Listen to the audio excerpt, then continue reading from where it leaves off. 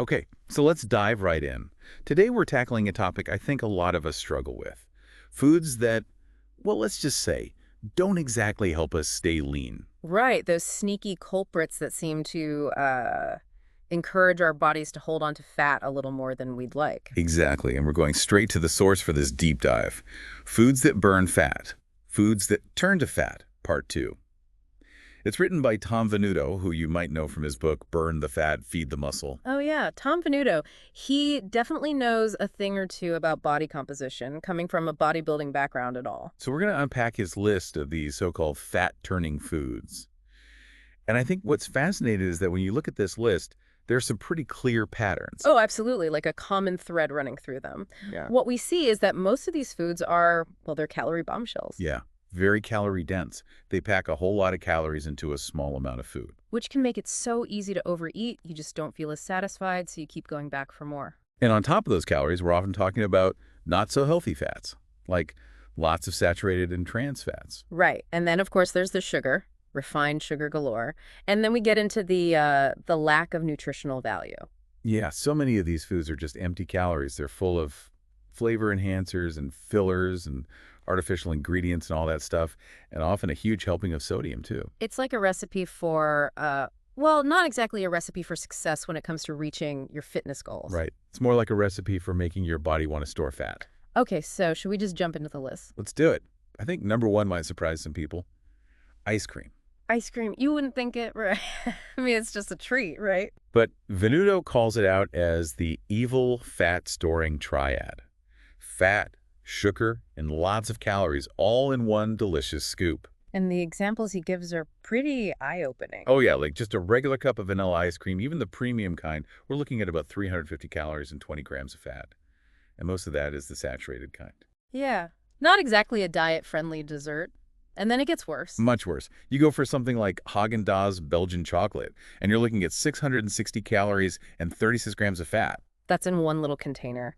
And then there's Ben & Jerry's. They have this flavor, wavy gravy. It has a whopping 660 calories and 48 grams of fat. 20 grams of saturated fat, just to top it off. Oh my gosh. Yeah, it really makes you think twice about reaching for that pint. It does, but Venuto does offer some alternatives if you're craving something cold and sweet. Right, like fruit sorbet. That's Yep. always a good option. Or sugar-free or low-fat frozen yogurt. Yeah. He even lists some specific brands and flavors, like Cherry Garcia yogurt, the frozen yogurt version. That one's about 340 calories and 6 grams of fat. Still a treat, Yeah. but way better than the full-fat ice cream. Oh, definitely. Yeah. And then there's Healthy Choice. Their low-fat chocolate mint chip is only 200 calories and 4 grams of fat. And Kemp's makes a sugar-free, non-fat frozen yogurt that has just 240 calories and 0 fat. So there are definitely options out there. But I think the takeaway here is that balance is key. It's fine to enjoy the occasional treat, but if you're having those high-fat, high-sugar ice creams all the time, well, a lot of those calories are going to end up being stored as fat. Exactly. It's about making those conscious choices most of the time. Okay, let's move from the freezer to the fryer. We're talking about fried foods now. And Venuto doesn't hold back. He calls these really bad news for anyone trying to lose fat. Yeah, he goes all in on that one. And for good reason, too. There are a couple of main problems with fried foods. First, they're just loaded with calories. And most of those calories are coming from fat. Right. And we're not talking about the healthy kind of fat. We're talking about saturated and trans fats. The examples in the report really drive this point home, like McDonald's supersized fries. Oh, yeah. Those are a classic example. 610 calories and 29 grams of fat.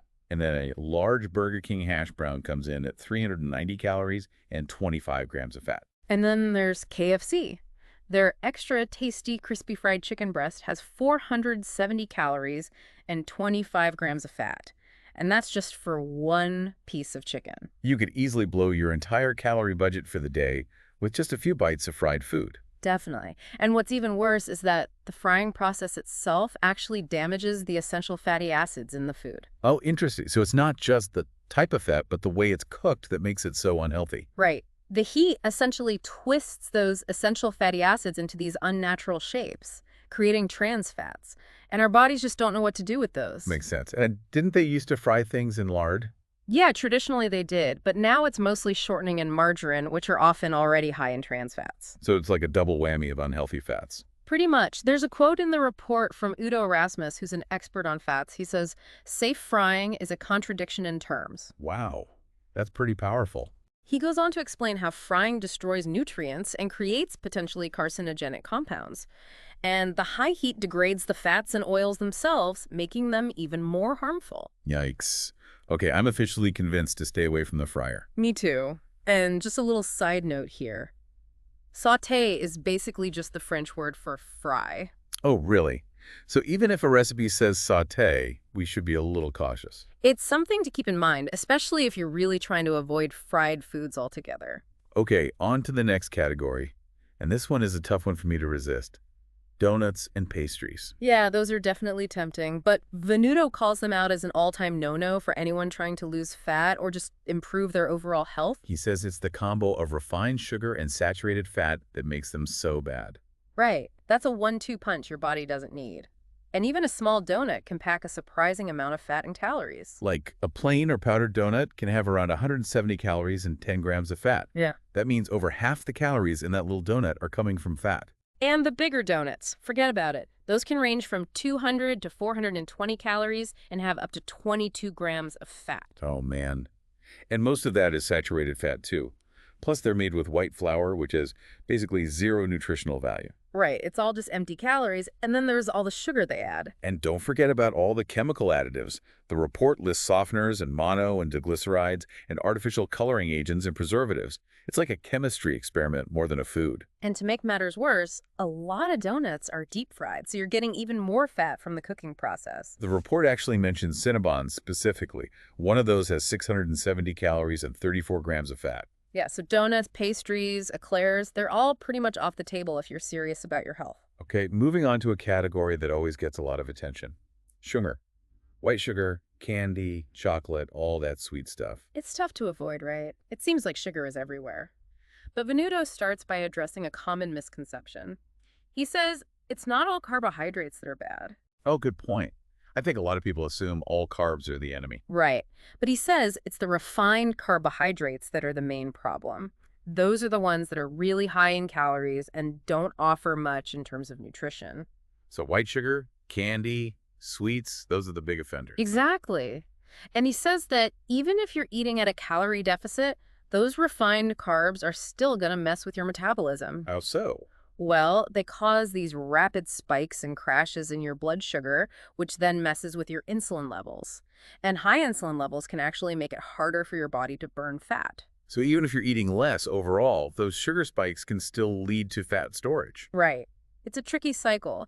And to really highlight the dangers of sugar, he includes this list compiled by Nancy Appleton. She wrote a book called Lick the Sugar Habit. Oh, I've heard of that book. What's on the list? Well, it's pretty extensive. It covers everything from contributing to body fat and increasing LDL cholesterol to suppressing your immune system and even being linked to cancer. Wow, that's scary. Yeah, it's a pretty stark reminder that sugar is not just about weight gain. It can have some pretty serious effects on your overall health. I think a lot of people don't realize how much sugar they're actually consuming. It's hidden in so many processed foods. It really is. But the report suggests that even just reducing your sugar intake could have a huge positive impact on your health and your energy levels. And probably make it easier to reach your fitness goals. Definitely.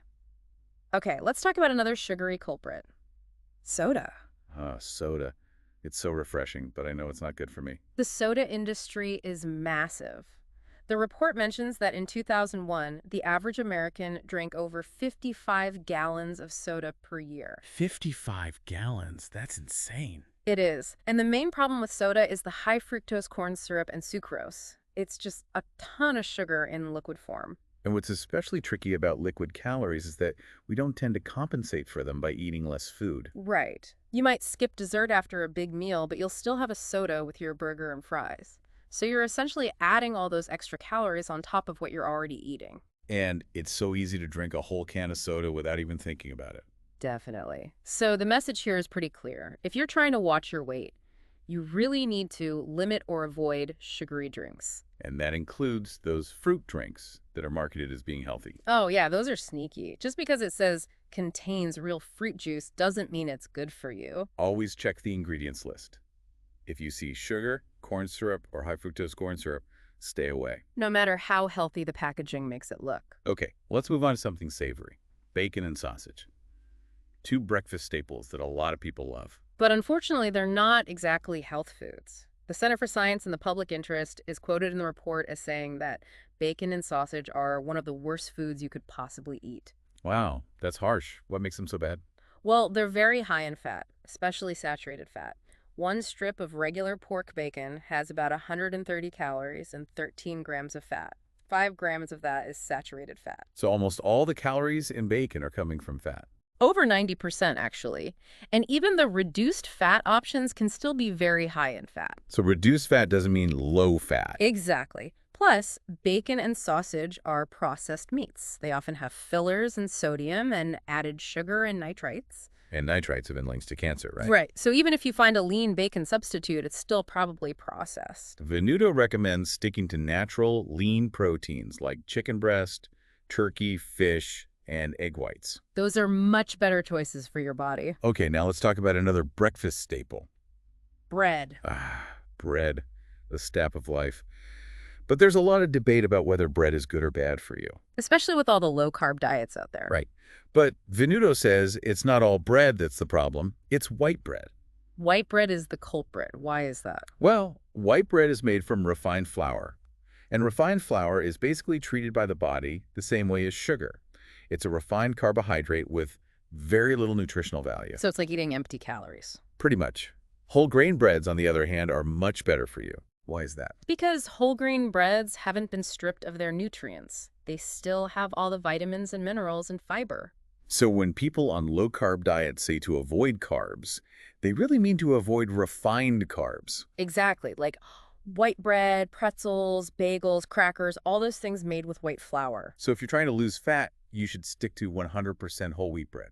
That's the best option. Or just avoid bread altogether and focus on other healthy carbs. Okay, let's move on to snack foods. Potato chips, nachos, corn chips, all those crunchy, salty temptations. They're definitely hard to resist, but the report calls them out for a number of reasons. Like their incredibly high sodium content. The report mentions Robert Kennedy's book, Rock Hard, where he describes potato chips as almost lethal because of all the sodium. Yeah, that's pretty dramatic. But it's true that chips are loaded with sodium. And they're also high in calories and fat, often from unhealthy oils used in the frying process. And the frying process destroys any nutrients that might have been in the potatoes or corn. So you're basically just eating fat and salt. Pretty much. And it's not just potato chips. Nachos and those Dorito-style chips are just as bad. There are fat-free chips out there now, but Venuto reminds us that processed foods are generally not as good for you as natural foods. Right. Even if they take out the fat, they're still processed and full of artificial ingredients. And pretzels, while they might be lower in fat than chips, are still made from white flour. So they're not really a health food either. Okay, last but not least, let's talk about two American classics, hot dogs and hamburgers. The staples of backyard barbecues and baseball games. But are they healthy? Not really. Venuto actually says that hamburgers are the lesser of the evils compared to hot dogs. Wow. So hot dogs are really that bad? They are. They're basically processed meat products full of fillers and stabilizers and sodium and preservatives and artificial colors and flavors. They're not even real meat. Well, they might contain some real meat, but it's all mixed up with other stuff. And they're high in fat, too. A regular hot dog has about 16 grams of fat, 7 of which are saturated. And even the lower fat or turkey dogs are still processed meats. So what's the takeaway here? Stick to natural, lean proteins. The same rule applies to protein as it does to carbs. Okay. The less processed, the better. So chicken breast, turkey, fish, those are good choices. Exactly. And if you do have a hamburger, make sure to read the label and choose lean ground beef. And maybe skip the hot dog altogether. Probably a good idea. The report also mentions that nitrites, which are used in hot dogs, have been linked to cancer. Okay, moving on to another category of treats. Cookies, cakes, and pies. Yes, the baked goods. They might seem healthier than fried donuts, but are they really? Not really. They're still high in fat and sugar. And the combination of fat and sugar is particularly bad for your metabolism. It's a recipe for fat storage. Plus, they often have trans fatty acids from the shortenings used in baking. So while a slice of birthday cake once in a while is fine, these are treats that should be enjoyed in moderation. Okay, last but not least, let's talk about breakfast cereal. The breakfast of champions, supposedly. But a lot of cereals are loaded with sugar. They are. The report actually cites some statistics from a book called Cerealizing America. It says that the cereal industry uses millions of pounds of sugar every year. Wow. And we eat billions of packages of cereal every year. It's big business. And the marketing is very clever. How so? Well, a lot of cereals are fortified with vitamins and minerals, so they seem healthy. But they're still full of sugar. Exactly. They're basically just sugar with a sprinkle of nutrients. It's important to read the labels carefully and see where sugar ranks in the ingredients list. And how much sugar there is per serving. The report mentions that truly whole grain sugar-free cereals are pretty rare. Shredded wheat is one example. Yeah. But even the healthier cereals you find in health food stores can be sweetened with fruit juice or fructose. And those can still be high in calories. Right. So even if it seems healthy, it's important to be mindful of the sugar content.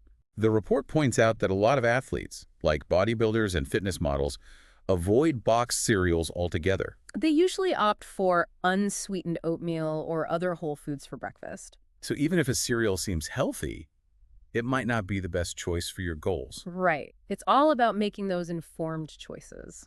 So as we wrap up this deep dive into the world of foods that can contribute to fat storage, what are the main takeaways?